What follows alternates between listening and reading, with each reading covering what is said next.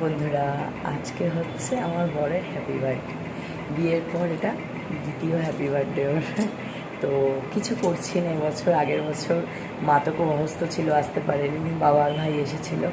তো এবছর যেহেতু বারাসাতে আছি আমরা, সেই জন্য মানে এখানে চলে এসেছি। সেই কারণে আর কি সেরকমভাবে কিছু করা হচ্ছে না।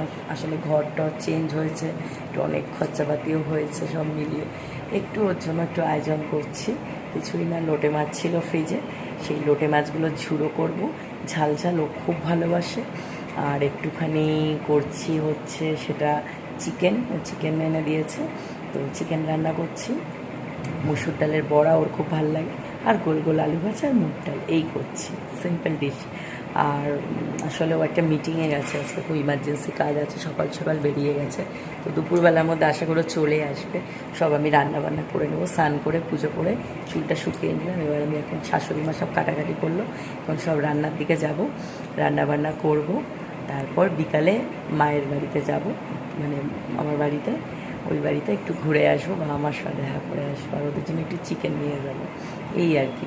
তো পায়েস বলেছিলাম করব, তো ও বলছে কিছু করতে হবে না, আর কেক কাটবে না। আগের বছর তো দুবার কেক কেটেছিলাম, পরের দিন আর আগের দিন রাতে।